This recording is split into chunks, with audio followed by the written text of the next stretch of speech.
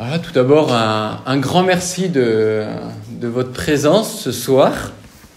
Voilà, nous allons vivre ensemble 4 rencontres d'1 heure sur le thème de l'Apocalypse pour rentrer dans cette nouvelle année liturgique qu'on commence cette année, enfin qu'on commence là depuis cet avant, début de l'Avent, et aussi pour nous préparer à la montée vers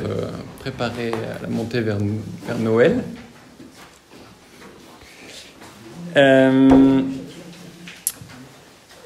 Juste, alors quelques petits points, des petits points concrets. Voilà, s'il y a des questions, vous les notez et à la fin on prendra un temps pour y répondre. Tant que je suis un peu dans les points pratiques et concrets, il y a un petit changement de programme. La 4e rencontre, elle n'aura pas lieu le vendredi 23, mais le jeudi 22, à la même heure, jeudi 22 décembre, au lieu de vendredi 23. Parce qu'en fait, ce jour-là, il y a des institutions de séminaristes à Bordeaux. Donc je ne pourrai pas être là. Je les confie d'ailleurs à votre prière. Eh bien, allons-y. Donc le thème de notre conférence, ce sera une plongée dans le dernier livre de la Bible. Bien sûr, parler de l'Apocalypse. Alors, c'est pas si terrible que ça en a l'air. En fait, si on ouvre ce livre, ce qu'on trouve dès la première page, c'est « Heureux celui qui lit, heureux ceux qui écoutent les paroles de la prophétie ». Ça en Apocalypse 1.3. Étonnant pour un livre qui a si mauvaise réputation. Alors ce soir, nous allons poser des fondations pour entrer dans l'Apocalypse avec une brève introduction. On va regarder le livre dans son milieu historique. Quelle est sa problématique ? Voilà, l'enjeu, c'est d'avoir quelques clés de lecture pour éviter de faire des contresens majeurs. Voilà, des contresens grossiers qu'on entend assez souvent avec l'Apocalypse. Et on plongera dans le texte lui-même. Alors, il est important de se confronter au texte, un texte qui est un peu ardu, mais il n'y a pas d'autre moyen pour le goûter et surtout pour nous laisser transformer par lui. En gros, on va faire un peu comme Saint Jean sur l'ordre de l'ange. Je cite là en Apocalypse 10.10. « Je pris le petit livre de la main de l'ange et je le dévorai. Dans ma bouche, il était doux comme le miel, mais quand je l'eus mangé, il remplit mes entrailles d'amertume. » N'ayez pas peur. Alors, on va y aller petit pas par petit pas et vous découvrirez petit à petit la beauté de ce livre si mystérieux. Mais en 4 heures, je vous préviens tout de suite, ça ne sera qu'un survol qui, je l'espère, vous donnera envie de plonger davantage dedans pour pouvoir en contempler les très nombreux secrets. On n'a jamais fini d'en faire le tour. Je commence par l'introduction pour entrer dans l'Apocalypse. Pour commencer, le titre du livre, Apocalypse. Apocalypse. Alors, qu'est-ce que Apocalypse, rapidement, qu'est-ce que ça veut dire pour vous, Apocalypse ? Le mot Apocalypse lui-même. Révélation. Dévoilé. Voilà, vous êtes au top, hein ? Mais, alors, pour commun des mortels, en général, quand on parle d'Apocalypse, fin du monde, catastrophe, cataclysme, voilà. Dans notre langage courant, on l'utilise souvent pour parler d'une situation sans issue. Apocalypse. Et en fait, l'Apocalypse, c'est le premier mot de ce livre biblique. Apocalypse, qui commence, voilà, ça commence par ça. En grec, apocalypsis. Apocalypsis. Et c'est l'équivalent en grec du latin révélatio. Et en français, alors révélation et dévoilement. Dévoilement. Apocalypsis. C'est le fait de lever le voile, voilà, de montrer, de révéler quelque chose de caché. De caché. Révéler quelque chose de caché. La fin du monde ?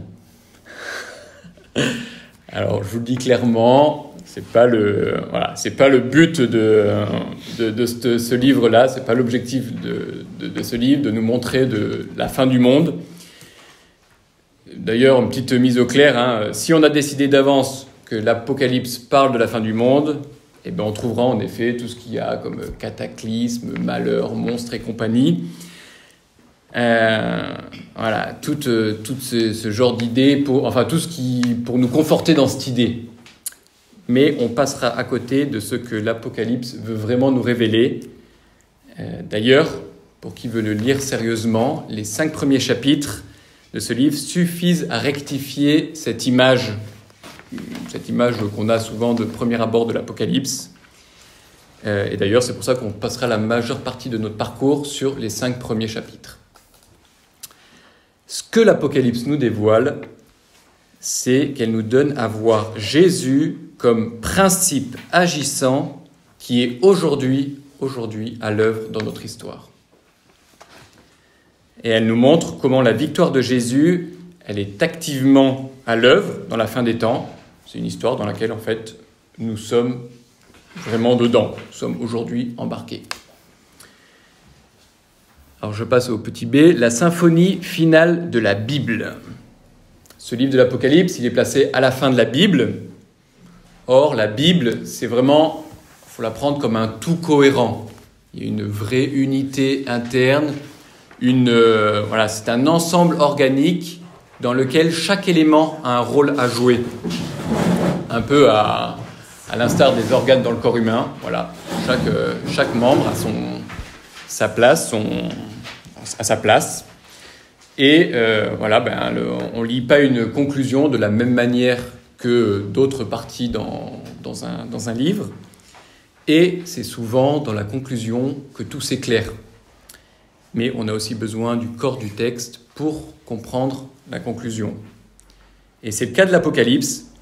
Ça, c'est un point important. Quasiment tous les versets de l'Apocalypse, toutes les expressions, les images, en fait, ils sont chargés de l'Ancien Testament ou de la littérature juive ou païenne extra-biblique.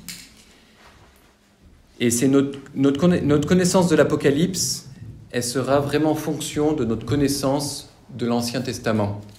Et c'est pour ça, et vice-versa aussi, en plongeant dans l'Apocalypse, ça nous rendra plus familiers de l'Ancien Testament.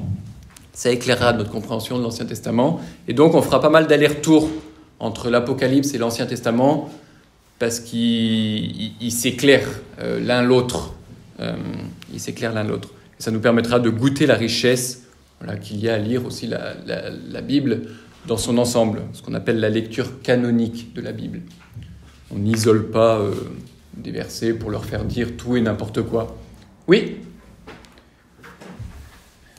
Oui, bienvenue. Alors, est-ce qu'il y a encore des... Il n'y a aucun problème.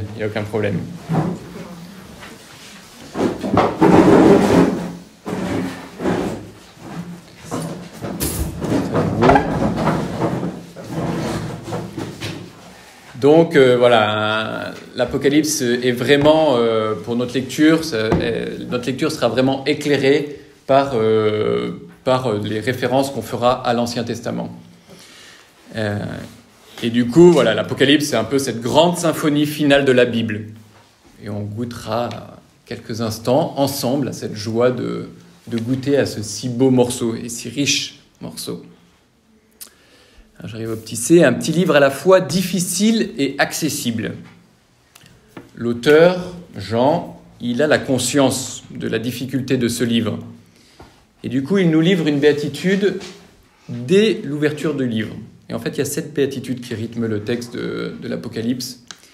Et il nous en livre une, que j'ai déjà lue tout à l'heure, que je relis, en Apocalypse 1.3. « Heureux celui qui lit, heureux ceux qui écoutent ».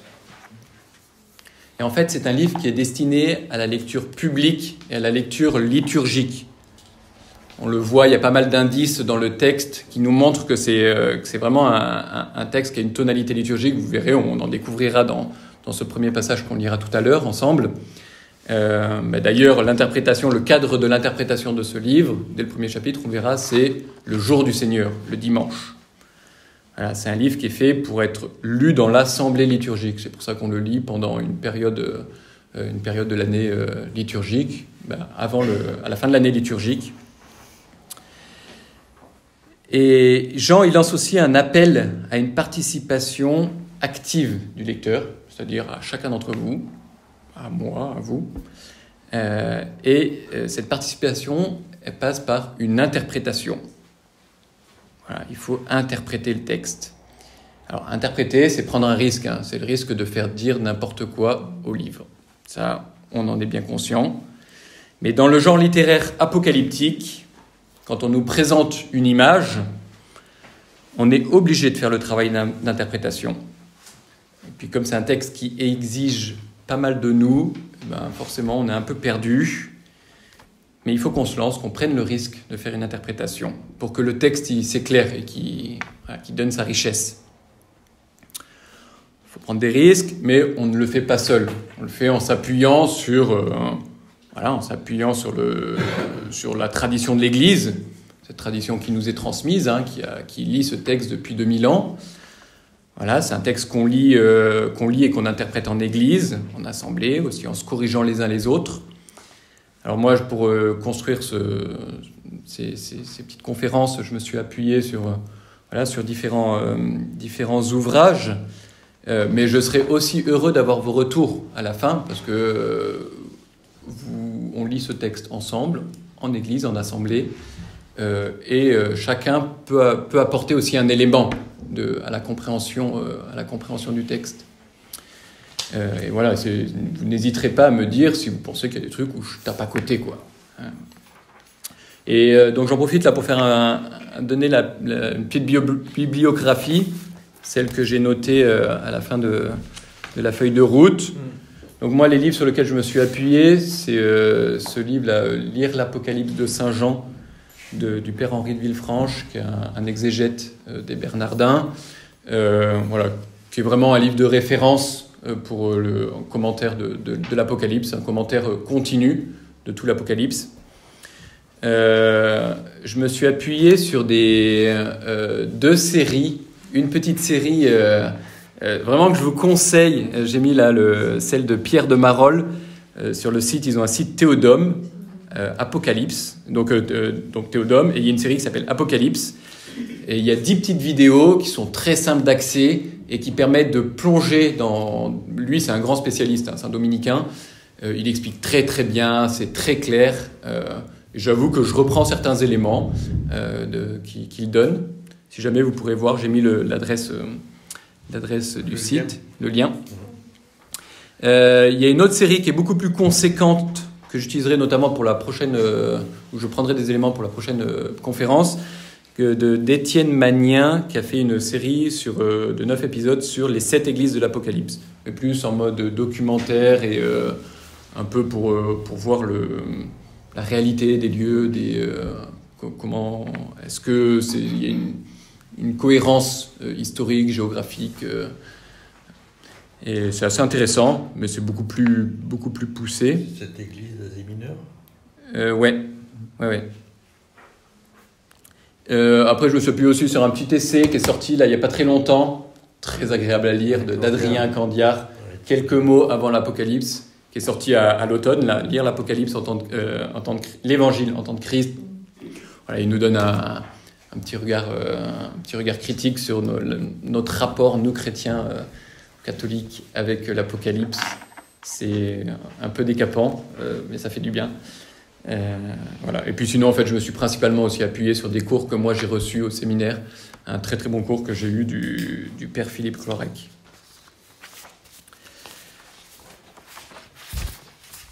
Alors, je passe au deuxième point, le livre et son milieu. Le livre de l'Apocalypse et son milieu.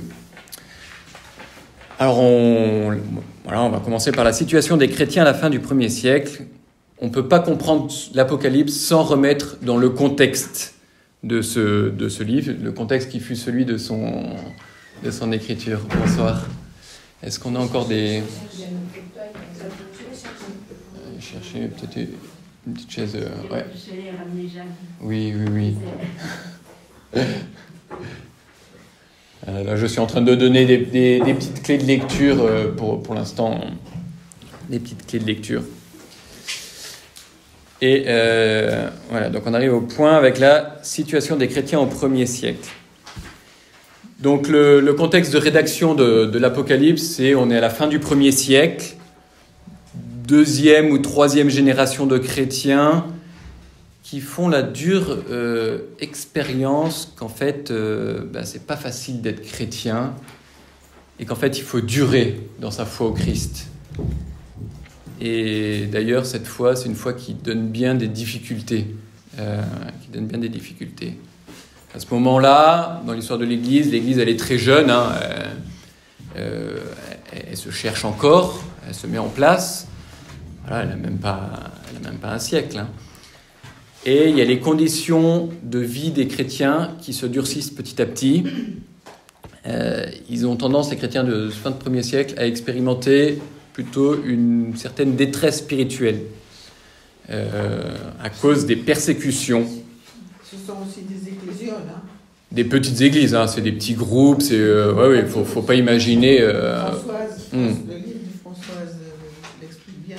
Elle est décédée malheureusement. Et c'était très intéressant de voir se former toutes ces petites églises partout. C'est des petits groupes, c'est des petites communautés. Des maisons, etc. Qui se réunissent comme nous ce soir. Très intéressant. Et voilà, ça se met en place. Mais il y a des persécutions qui commencent à se mettre en place, qui viennent de plusieurs cadres, des païens, des persécutions aussi qui viennent des juifs. Voilà, parce que le christianisme commence à prendre sa distance par rapport aux juifs. Et ça conduit à des persécutions. Mais on le voit dès les actes des apôtres. Saint Paul qui se fait persécuter par les communautés juives. Et aussi, il y a des détresses, une détresse qui vient aussi des premières divisions qu'il peut y avoir qui se mettent en place au sein même des communautés chrétiennes. Du coup, sur un petit point là sur les persécutions, il y a, au temps de Néron, c'est 54 à 68. Il y a des persécutions officielles qui ont commencé contre les chrétiens.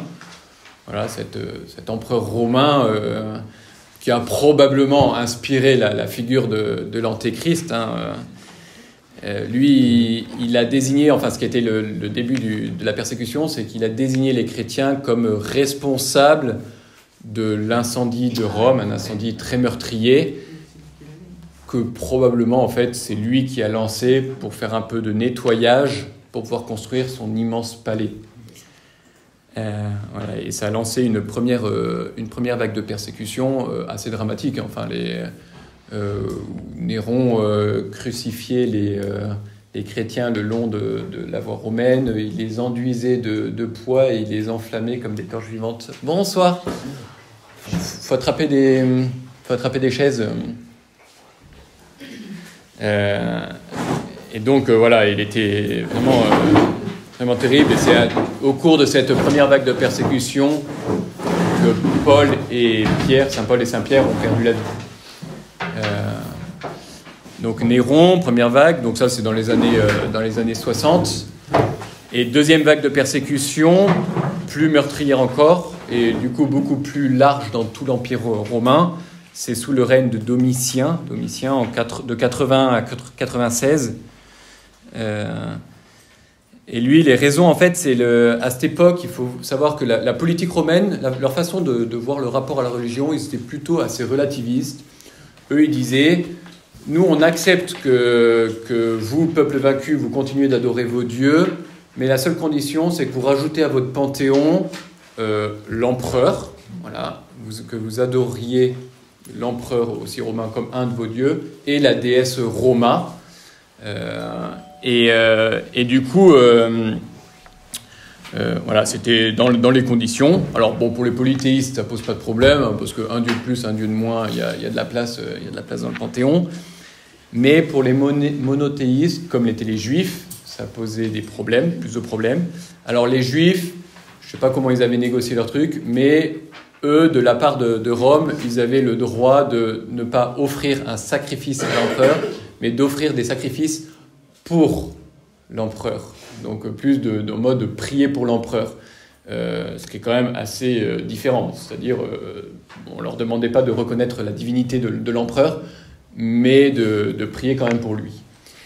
Et le problème, en fait, c'est que fin du 1er siècle, donc la petite secte juive, en fait, les chrétiens étaient considérés comme une secte parmi le mouvement juif, enfin parmi la religion juive, et petit à petit, elle a pris son indépendance par rapport au judaïsme.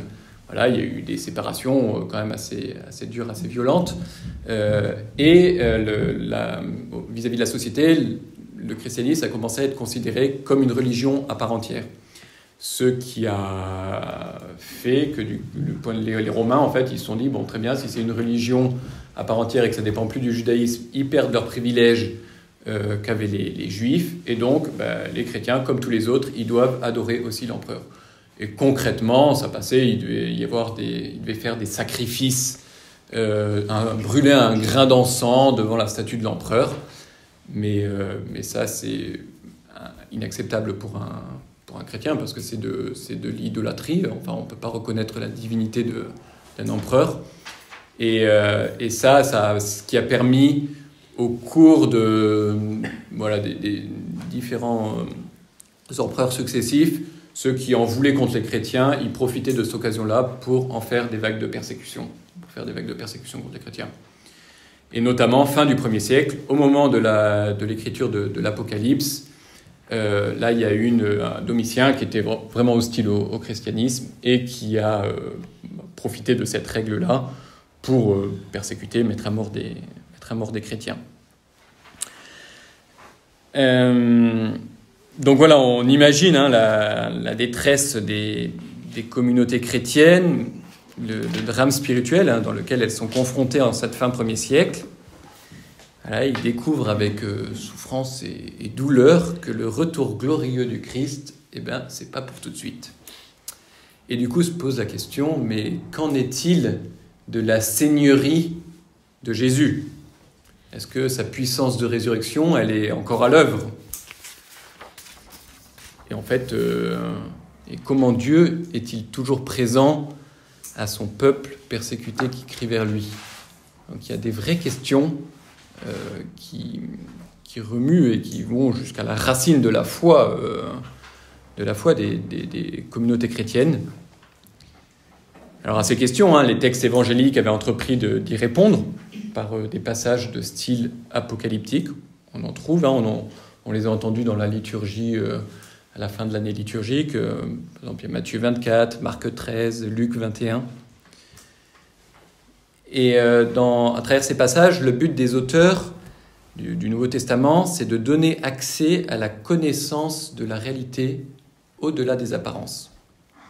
Qu'est-ce qui se joue en réalité derrière cet échec apparent ? Voilà, cet échec apparent qui est la persécution vécue par la communauté. Donc le style apocalyptique permet de proposer des réponses à cette question-là, mais c'est un style qui a un vocabulaire propre, c'est un genre littéraire propre, voilà, duquel nous ne sommes pas familiers, parce que ce n'est pas un genre littéraire qu'on utilise encore. Et il est bon de le caractériser, de donner quelques caractéristiques pour mieux le cerner. Donc j'arrive au petit b, là, caractéristique du genre apocalyptique. Ce qu'il faut savoir, c'est que l'Apocalypse de Saint Jean, c'est pas la seule dans ce genre. C'est pas un exemplaire unique dans le genre apocalyptique. Il y a d'autres textes de ce type, notamment dans la Bible, mais pas que. En fait, chez les Juifs, il y a pas mal de textes. Je crois qu'il y a un volume de la Pléiade qui rassemble tous les textes de type apocalyptique. Et ce qu'on peut établir d'une manière générale, c'est que ce genre littéraire apocalyptique, il est lié à une situation de crise. Ça, c'est assez important pour comprendre l'enjeu du texte.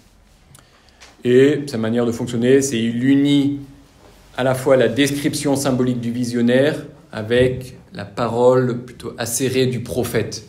C'est une union un peu étonnante. Chronologiquement, on trouve des textes apocalyptiques du 2e siècle avant Jésus-Christ au 2e siècle après Jésus-Christ. Donc l'Apocalypse de Saint Jean, elle est plutôt tardive. Elle vient en fin de cette période-là.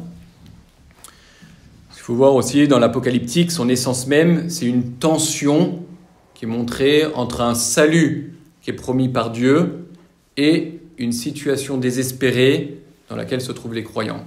Donc c'est vraiment le cadre littéraire.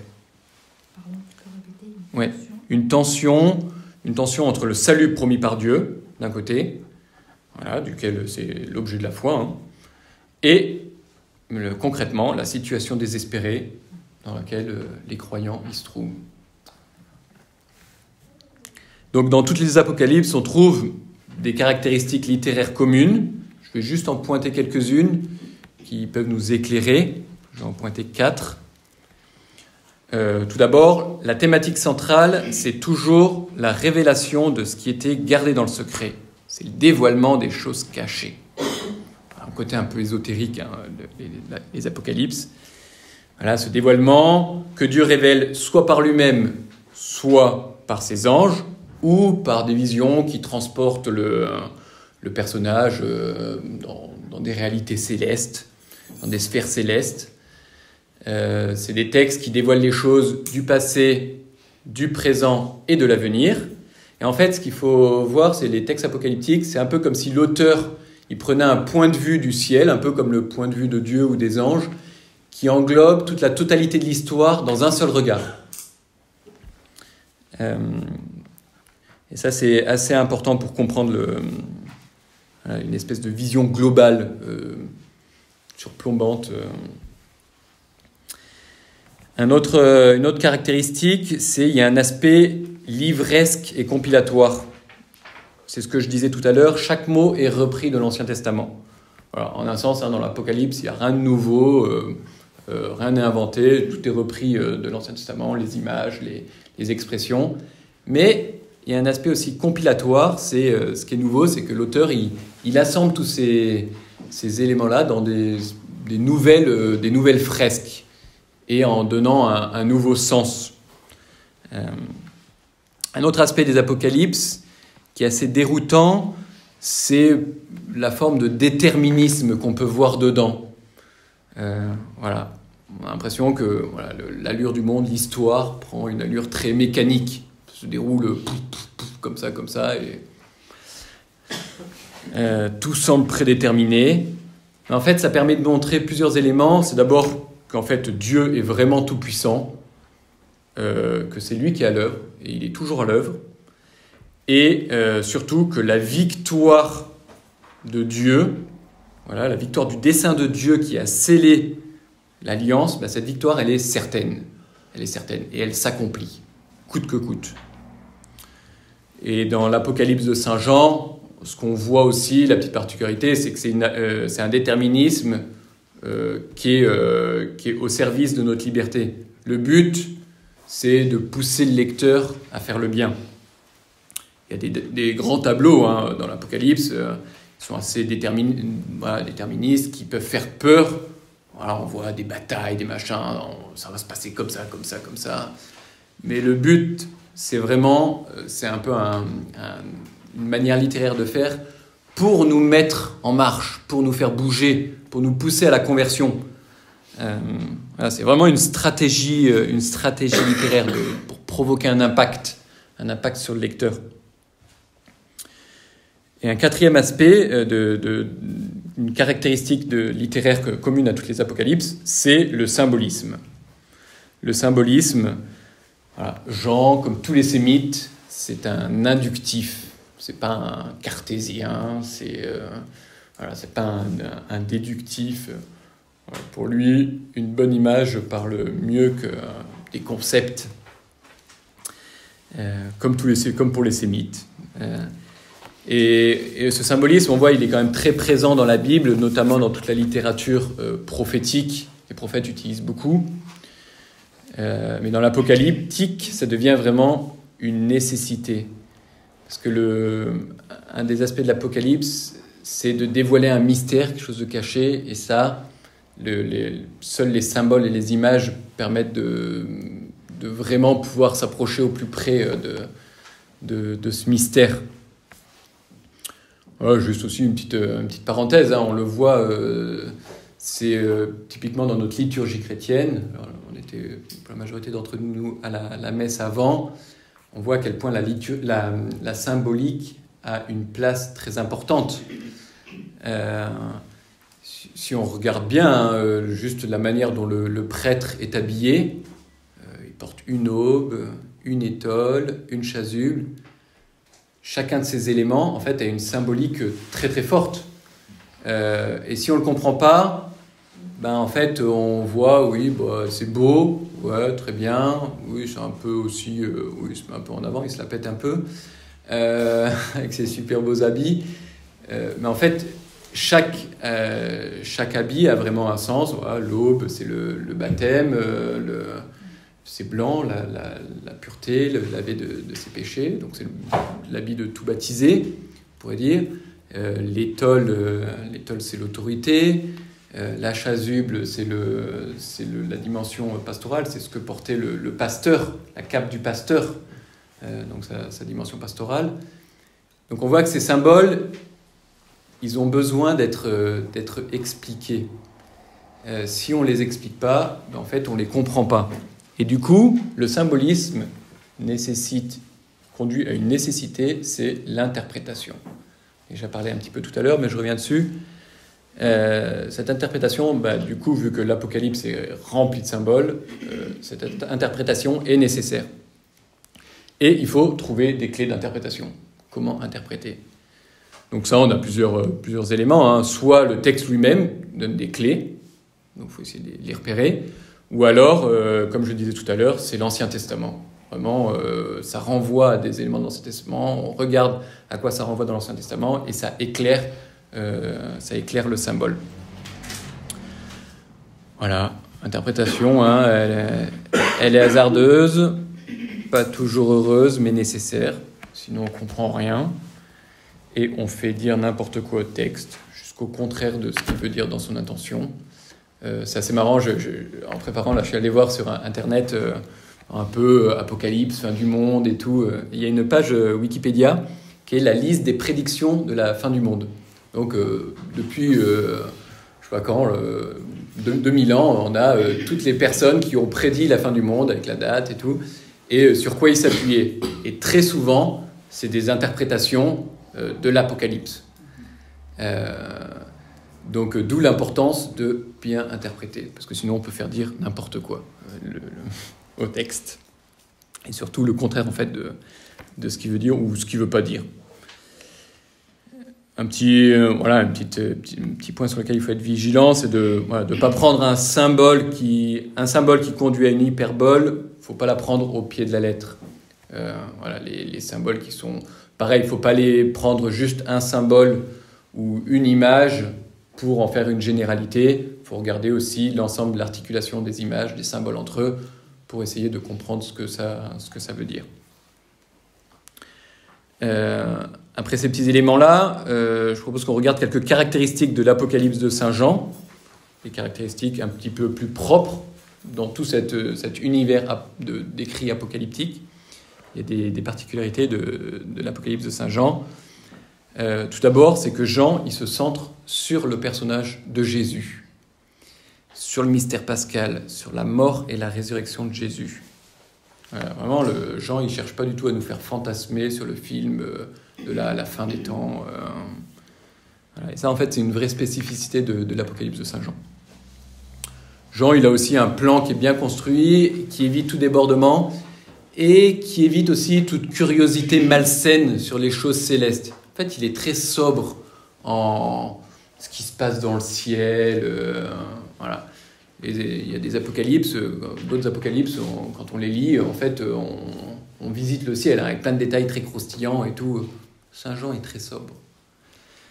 Il a une très grande fidélité à l'Ancien Testament. il y a un élément qui est intéressant dans cet Apocalypse, c'est qu'il y a un glissement des images et des symboles pour que les images deviennent exemplaires. Alors je m'explique. Jean, il vit dans une situation concrète, voilà, qui est située culturellement, historiquement. Les gens, ils ont des problèmes concrets, j'en ai cité tout à l'heure, et il comprend, par grâce de Dieu, en fait, ce qui est en train de se jouer en réalité derrière ces apparences.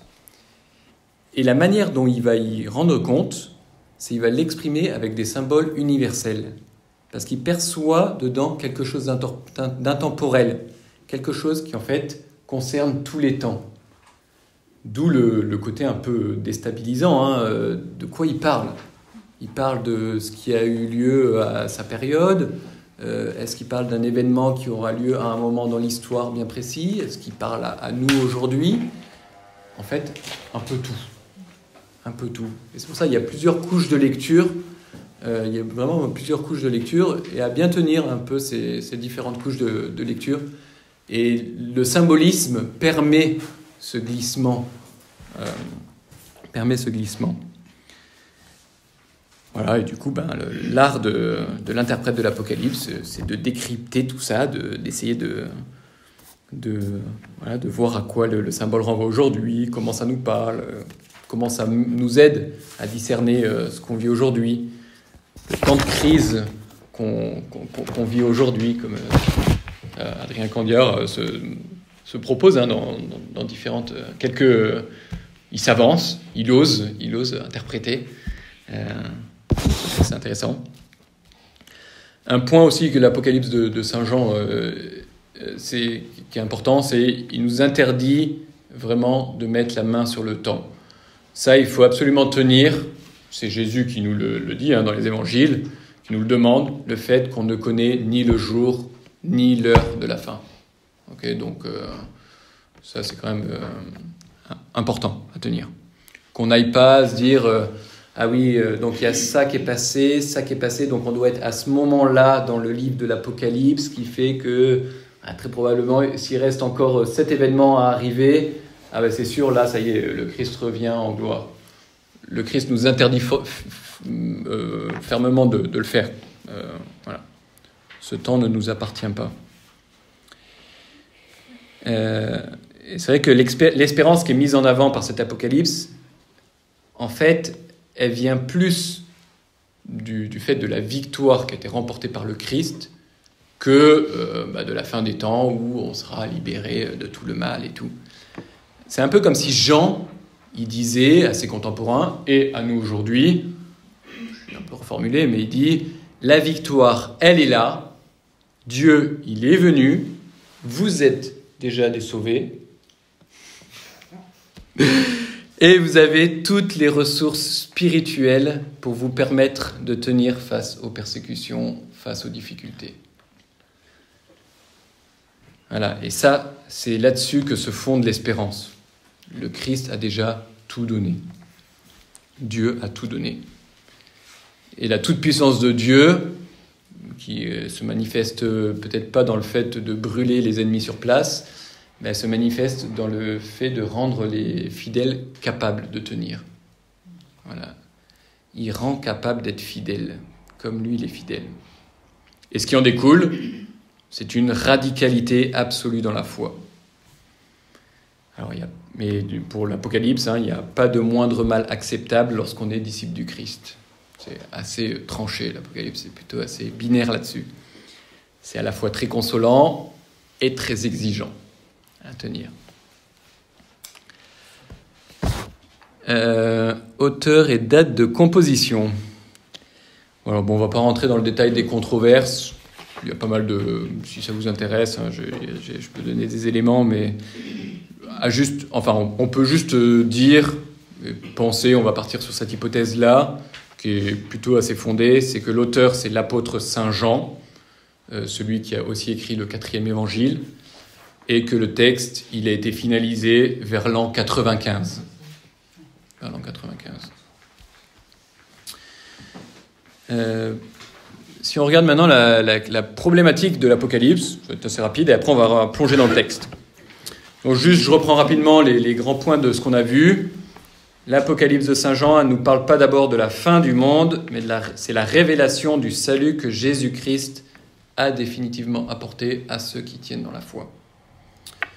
C'est un livre difficile, d'un genre littéraire déroutant pour nous autres, mais il est accessible et il nécessite une interprétation. Dans la Bible, la littérature apocalyptique, elle est liée à un contexte de persécution. Et du coup, la question soulevée par les croyants, c'est qu'en est-il de la seigneurie du Christ en temps de persécution ? Est-ce que le Christ, il est vraiment Seigneur ? Est-ce qu'il est vraiment Dieu ? Et donc la problématique, qu'on pourrait formuler ainsi, à laquelle s'attaque l'Apocalypse, c'est comment se fait-il que Jésus tarde à revenir ? Et d'ailleurs, est-ce qu'il est vraiment Dieu ? Est-il vraiment le Messie sauveur, si les épreuves s'acharnent autant contre les chrétiens ? Et ça, c'est une question qui nous rejoint aujourd'hui.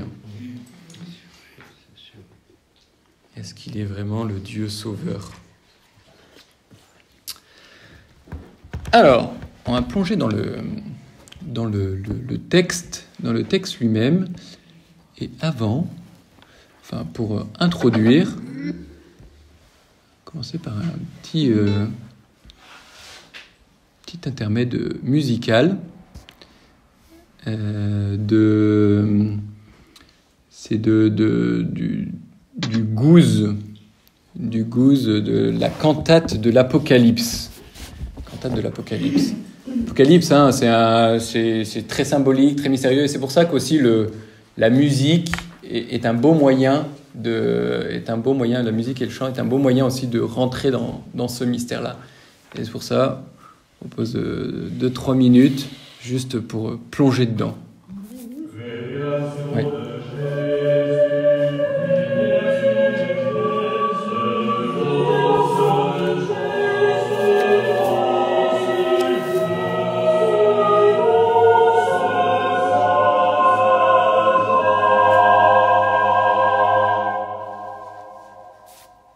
Ainsi Dieu fit connaître à Jean, son serviteur, le mystère du monde.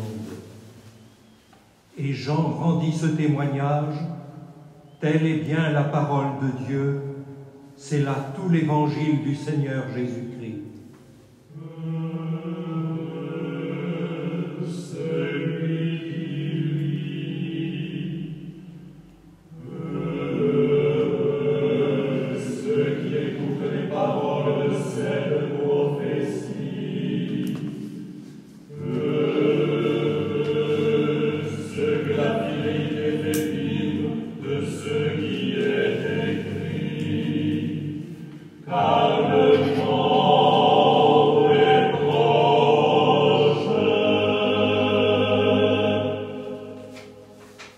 Alors Jean s'adressa aux églises et les bénit au nom du seul Dieu qui est trois.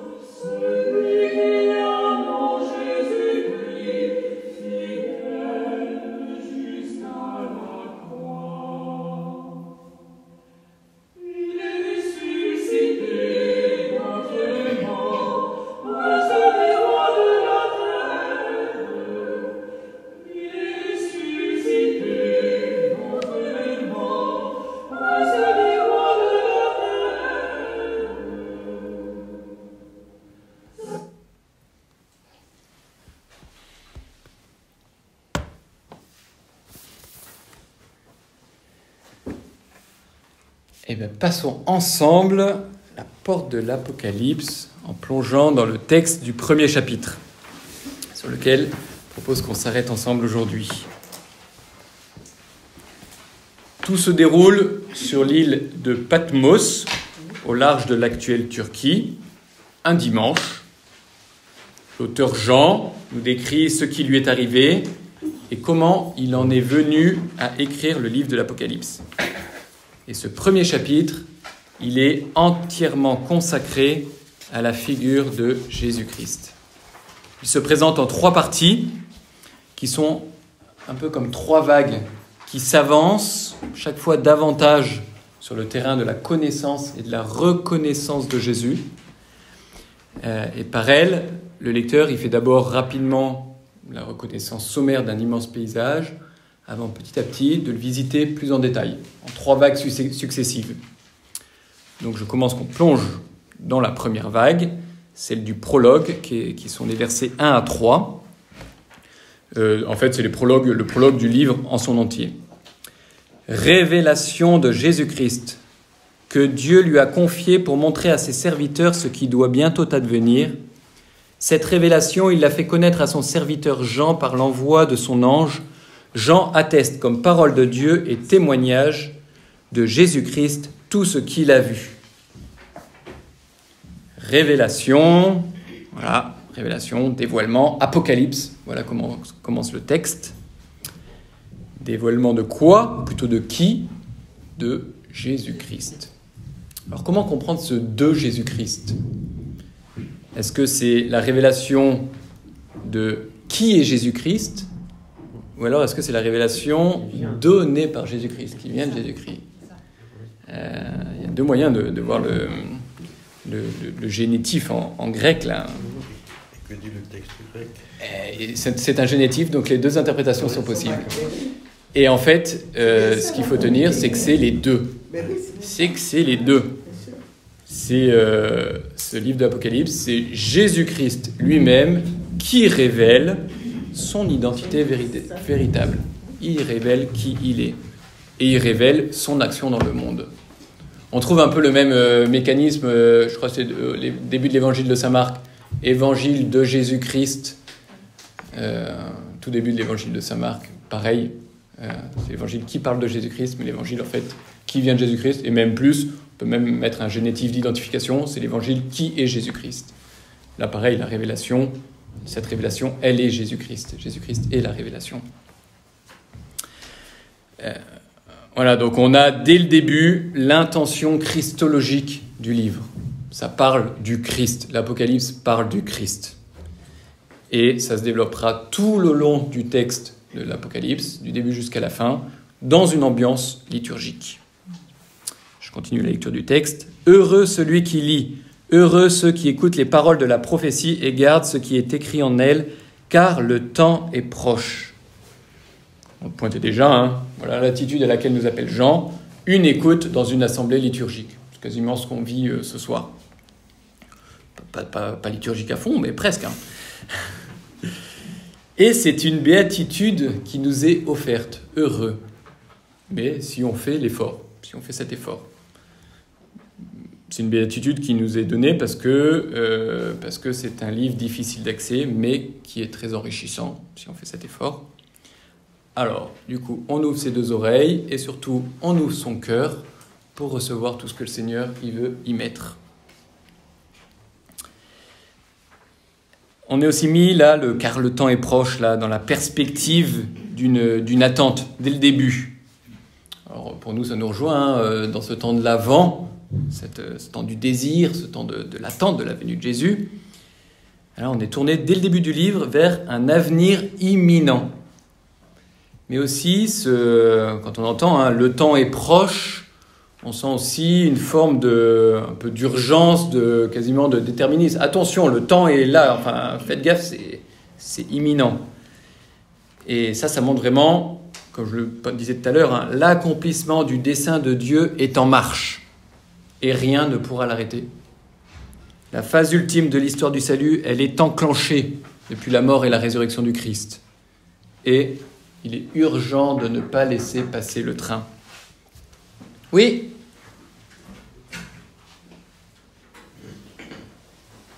Bonsoir. C'est pour les lycéens, je pense qu'ils sont en haut. Ouais. Donc voilà, il y a une forme vraiment d'urgence. Et ça, l'Apocalypse joue beaucoup là-dessus. Urgence aussi qui pousse faut se bouger, quoi, et qui pousse à la conversion.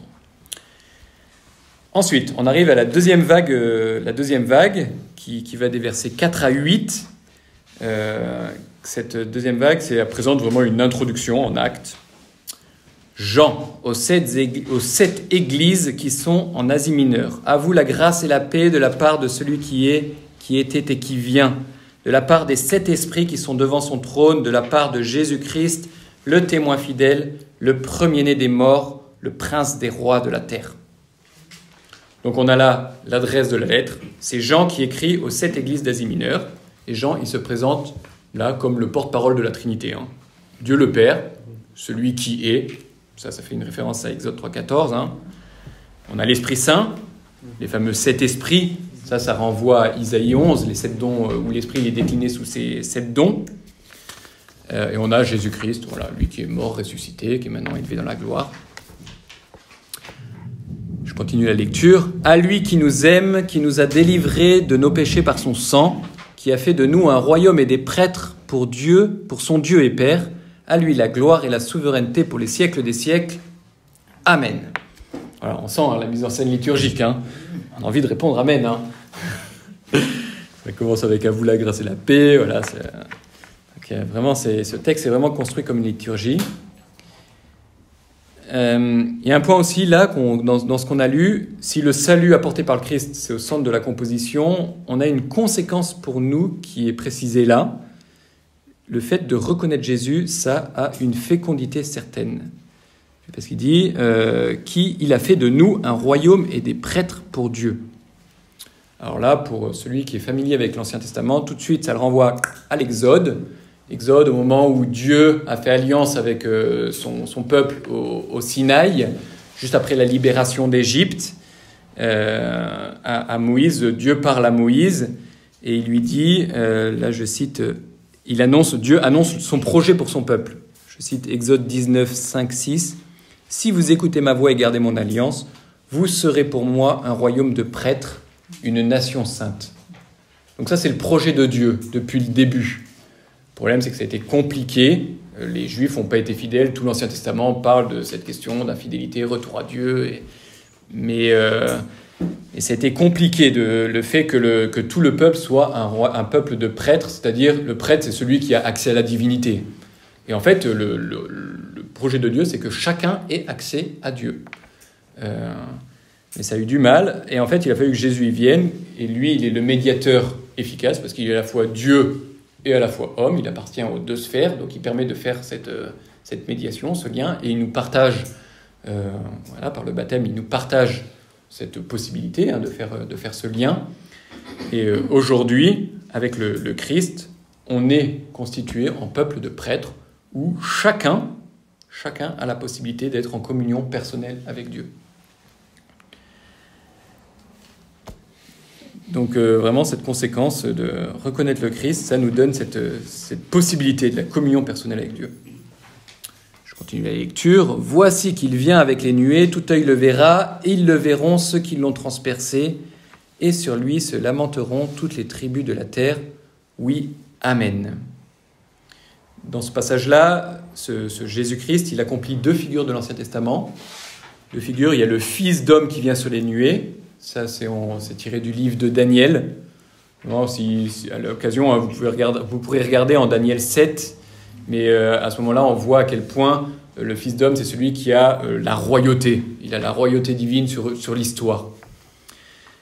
Et il est aussi... il accomplit aussi la figure du serviteur souffrant qui est transpercé. Celui qu'on a, par exemple, chez Zacharie, au chapitre 12, ou alors chez Isaïe, serviteur souffrant, qui est en fait une espèce de mystérieux serviteur qui était annoncé, qui devait ouvrir une source de grâce pour laver les péchés de ceux-là même qui l'ont mis à mort. Donc, Jésus combine l'accomplissement de ces 2 figures. Ce qui montre dans ce passage-là, c'est que le Christ, il assure bien une médiation parfaite entre le divin et les hommes, et qu'il est bien celui qui est l'aboutissement de toute l'histoire du salut. Et les fidèles qui croient en cela, ils répondent Amen. Oui, Amen. Oui, Amen. Et Jésus de renchérir à son tour pour confirmer que cet inouï qui est dévoilé, il est bien réel.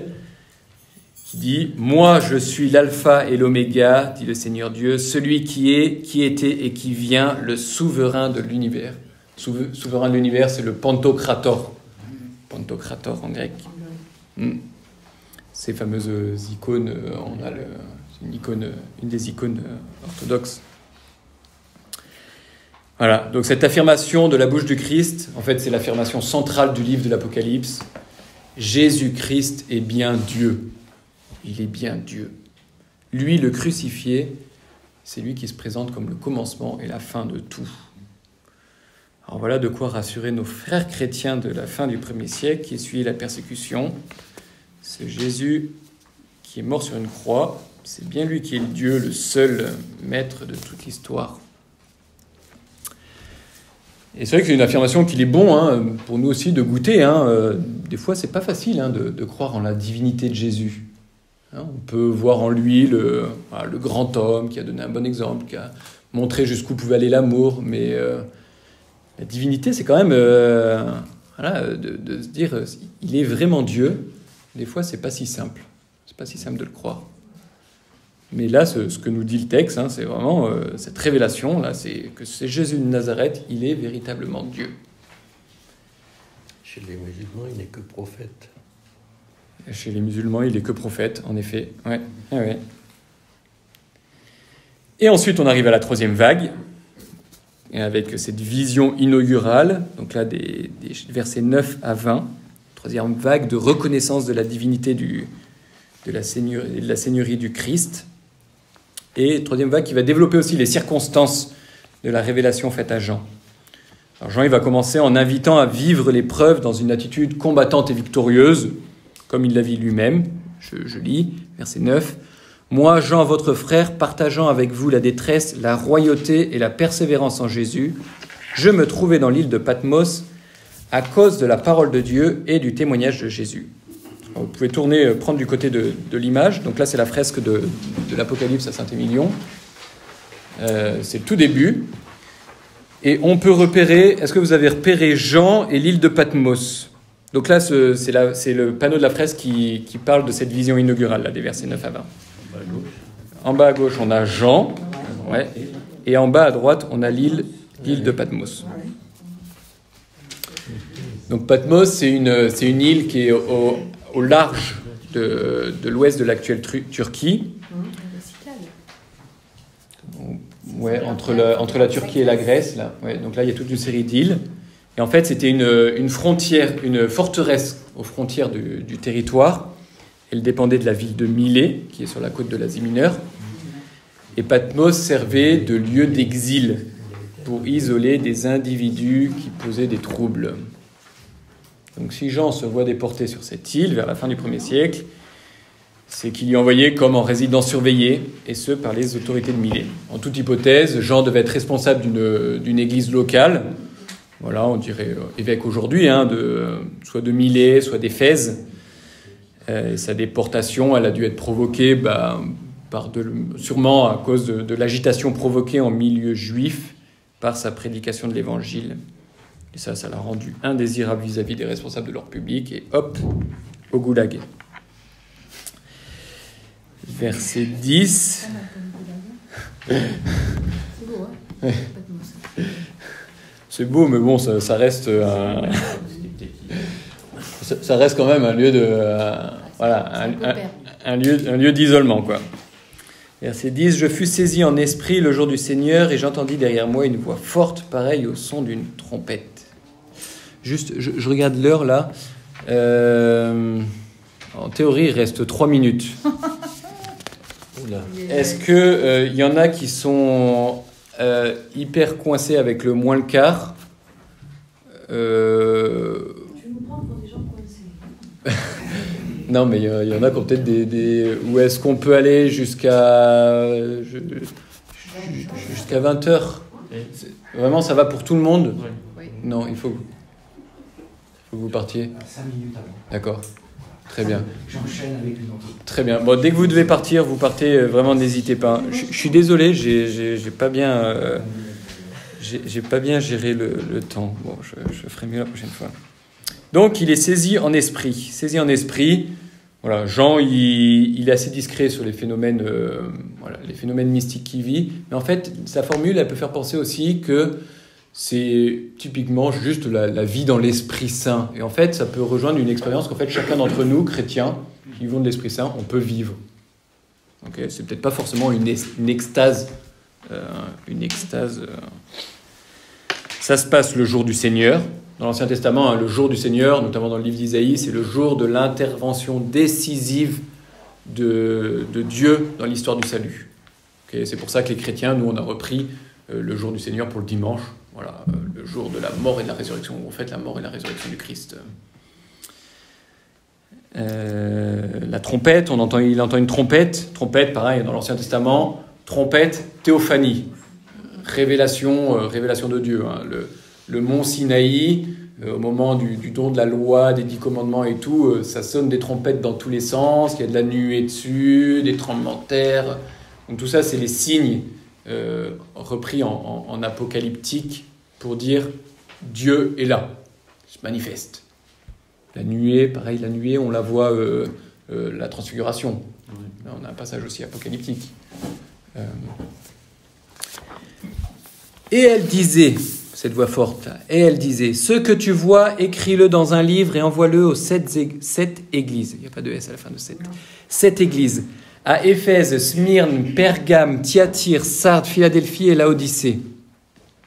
Alors, les 7 églises, est-ce que vous les repérez sur la fresque?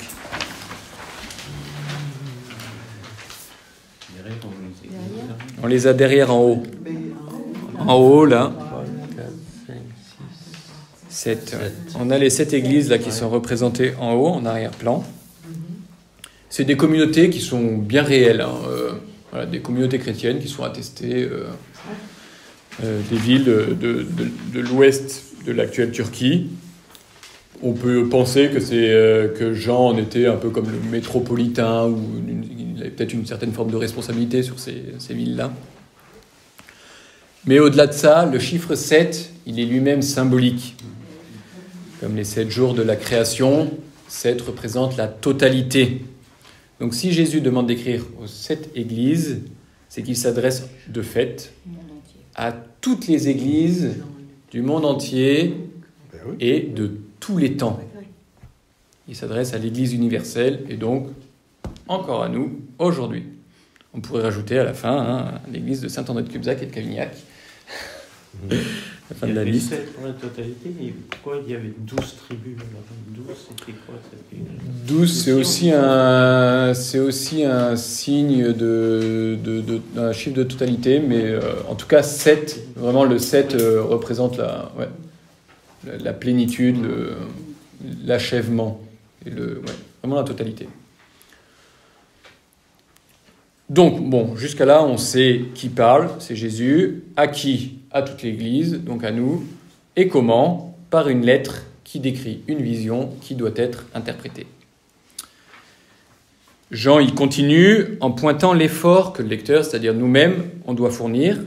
Verset 12. « Je me retournai pour regarder quelle était cette voix qui me parlait. » Se retourner, dans le sens symbolique, c'est, sens symbolique intérieur, c'est se convertir. Convertir, on l'a à la fin avec Marie-Madeleine, à la fin de l'évangile de Saint Jean. Elle se retourna et elle se retourne encore en voyant le ressuscité. C'est se convertir. « M'étant retourné, j'ai vu. » Donc il dit 2 fois retourner. Hein. J'ai vu. Alors là, vous pouvez prendre l'image. Je vais lire les versets suivants et puis vous pouvez repérer au fur et à mesure ce qu'il a vu. J'ai vu 7 chandeliers d'or. Et au milieu des chandeliers, un être qui semblait un fils d'homme, revêtu d'une longue tunique, une ceinture d'or à hauteur de poitrine. Sa tête et ses cheveux étaient blancs comme la laine blanche, comme la neige, et ses yeux comme une flamme ardente. Ses pieds semblaient d'un bronze précieux affiné au creuset, et sa voix était comme la voix des grandes eaux. Il avait dans la main droite 7 étoiles. De sa bouche sortait un glaive acéré à 2 tranchants. Son visage brillait comme brille le soleil dans sa puissance. Ça y est, vous avez quasiment tous les éléments. On n'a peut-être pas les pieds de bronze, mais... Non, c'est une épée, c'est pas la langue. Il tire pas la langue, c'est une épée qui sort. Alors cette description de la vision, elle nous offre un regard assez particulier sur Jésus, qui est comme un chemin à parcourir, une sorte de méthode à suivre pour reconnaître davantage la personne du Christ et sa mission. Alors on commence par le décor, les 7 chandeliers d'or. 7 chandeliers d'or, ça renvoie à la menorah, le candélabre à 7 branches, qui était dans le temple de Jérusalem. Donc en fait, ça nous introduit à l'intérieur du temple de Jérusalem. C'est le lieu de la présence même de Dieu. Voilà, on est introduit dans la présence même de Dieu. Puis l'objet de la vision, il se présente comme un parcours initiative. Il y a plein de com qui balisent ce parcours, qui suggèrent autant de comparaisons, un peu comme avec des indices qui, quand on les met bout à bout, ça nous permet la connaissance d'ensemble qui est attendue. Et en fait, tout ça, tous ces signes, c'est une cascade de références à l'Ancien Testament. Si il y en a qui sont intéressés, je pourrais vous les donner. Et en fait, ça fait le lien avec des annonces de la venue du Messie qui étaient dans l'Ancien Testament. Et ça combine des éléments qui présentent le Messie à la fois comme celui qui sera le prêtre par excellence, donc toutes les questions des vêtements par exemple, mais aussi comme le roi ayant une pleine autorité sur l'histoire et le monde. Donc ça, le Fils de l'homme, la tête aux cheveux blancs, ça renvoie chez Daniel à ces éléments-là. Donc on reconnaît ainsi que le Christ, le Fils de l'homme, il a quelque chose à voir avec le monde des humains, il est vraiment homme, mais aussi avec le monde divin, il a les attributs de Dieu. La flamme ardente qui sort des yeux, ça signifie qu'il a le discernement, le jugement et même l'omniscience divine, il connaît tout.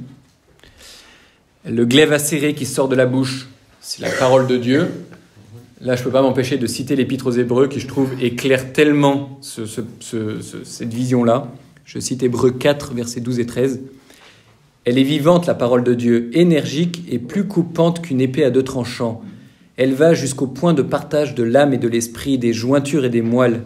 Elle juge des intentions et des pensées du cœur. Pas une créature n'échappe à ses yeux. Tout est nu devant elle, soumis à son regard. Nous aurons à lui rendre des comptes.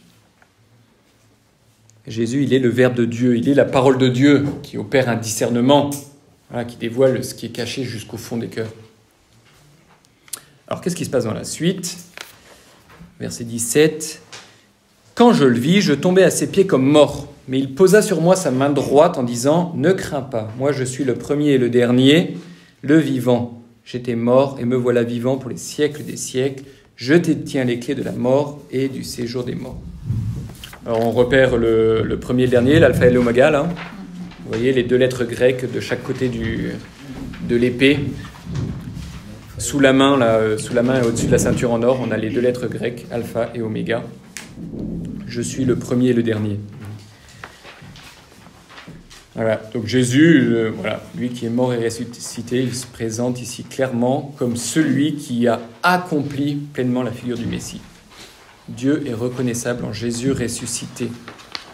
La pleine autorité, pleine maîtrise sur tout le temps et toute l'histoire. Et Jean, lui, il reconnaît la divinité du personnage par son geste, fait de tomber à ses pieds comme mort. Voilà, c'est une façon de l'adoration. Et la suite, la fin. « Écris donc ce que tu as vu, ce qui est et ce qui va ensuite advenir. Quant au mystère des 7 étoiles que tu as vu dans ma main droite et celui des 7 chandeliers d'or, les 7 étoiles sont les anges des 7 églises et les 7 chandeliers sont les 7 églises. » Donc on repère les anges sur l'image, les anges des 7 églises. Vous les voyez, ils sont représentés devant chaque église.